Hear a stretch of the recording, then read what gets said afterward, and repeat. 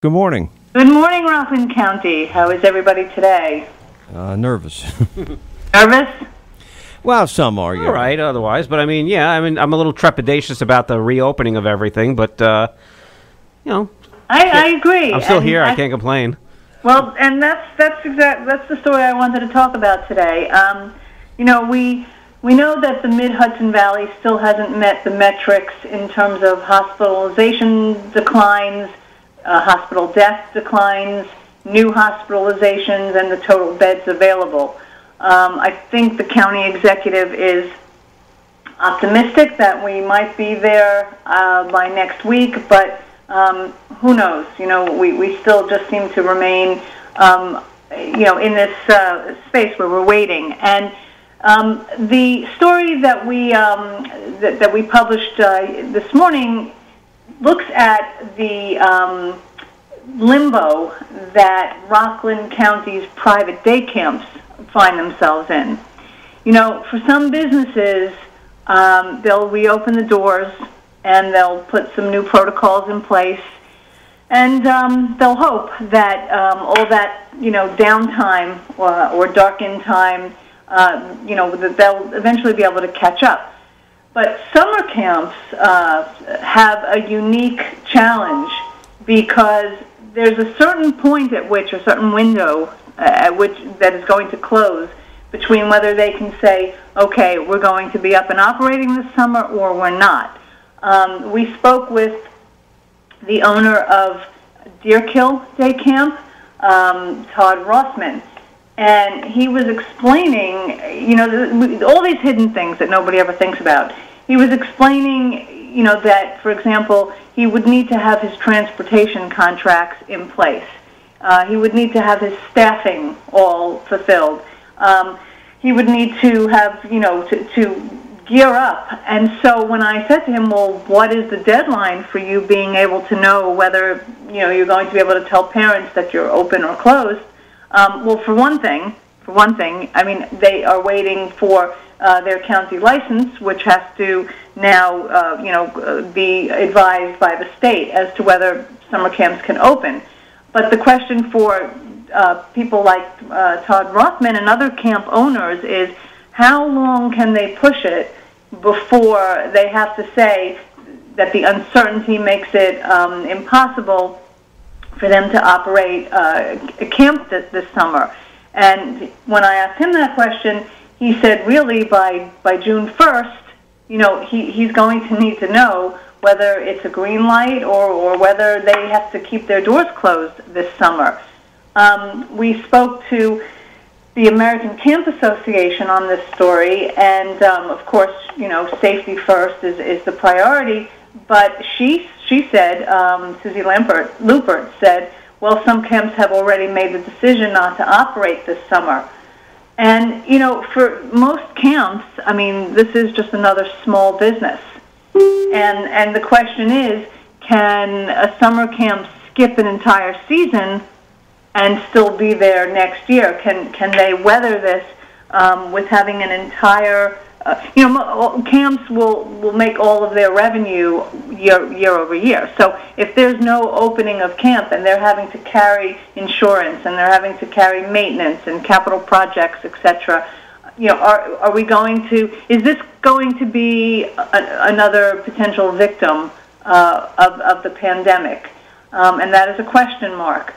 Specifically for Todd Rothman, when I asked him that question, he said that that he and his wife, who own and run the camp, they can weather one missed season. But I don't know that every camp owner is in that position where the camp can be closed for an entire season and they can just gear back up next year. So this is just one of those stories that, again, we're going to watch over the next few weeks and see what happens with summer camps. So, you guys might have kids or grandkids who go to summer camps. Think about it. Summer camps like daycare, it's what parents depend on if they're going to get back to work. It's all these cogs in the wheel. If this doesn't happen, then how do we do this? Right, but on the flip side of that, if you start sending your kids and we really shouldn't have opened too soon, then you just waste all the effort that we made over the last 3 months. Disaster. I know. We are so very much between a rock and a hard place, where we see we're all it's all becoming obvious in a way that it might not have before. How everything is so interdependent on everything else. Look, on a personal level, yes, I feel very, very frightened about just the economy flinging back open and the exposure while we're still waiting on a vaccine or treatments or therapies or something, to ease our fears. So it's a very, very nerve-wracking time for it shows you that it stretches into every single aspect of our existence.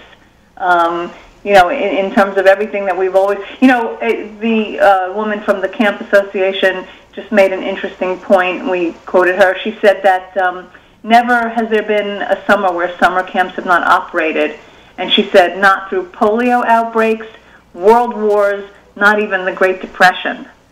And I thought, wow, that's that really gives you the perspective of how we are going through something where we're just flying without a net. We just don't have a handle on this thing. But then there are some people who look at that and go, we're overreacting to it. I mean, there are some who might say, well, we didn't shut down during the World War. We didn't shut down during the Great Depression. Why on earth are we shutting down now? Well, I think it's physical health. I mean, I think, the world wars were not happening on this continent. And I think that, with the Great Depression, even, I guess there were ways that camps were... I think the difference is that it wasn't a health threat. Yeah, I'm not saying it's a great argument. I'm just saying there are people who will argue that. Look, there are people who, who are out there, or, right. With their whatever. I think I'm in the camp of still feeling very frightened. I mean, I guess I've read too many stories, up close and personal stories on what this virus has been like for many people. They've offered the kind of the gritty details of what the physical toll is, and you'd have to be crazy to be cavalier about this virus. Unless you would welcome a time where you can't breathe, can't walk across your living room floor. Just the details of what this has done to some physical bodies, and how the symptoms linger after people are allegedly healed. I mean, even if you look at Chris Cuomo on CNN, I mean, he just doesn't seem 100%. He just doesn't physically seem 100%, and he's been he was ailing for I think a month in his basement, and has since returned to the news desk, but. It's a very, very frightening thing. I'm sorry, who do you think doesn't look 100% now? Chris Cuomo. Oh, okay. Yeah. I'll tell you, I haven't watched him at all since, and I wasn't a big fan of his to begin with, but I don't like that he interviews his brother all the time. I think CNN's making a very poor judgment in letting a brother interview his governor. Our governor. But I also, he was cited a number of times for not social distancing properly and getting into fights with the biker guy, and Look, what's good for everybody else should be good for you, too. Are you sure that was him? Because he was taken down by the virus pretty early. And he was, but he was also... But then his wife got it, and then I think his daughter, they feared, had it, and he was viewed out on his property out in the Hamptons, just, la, la, la, I can do whatever I want.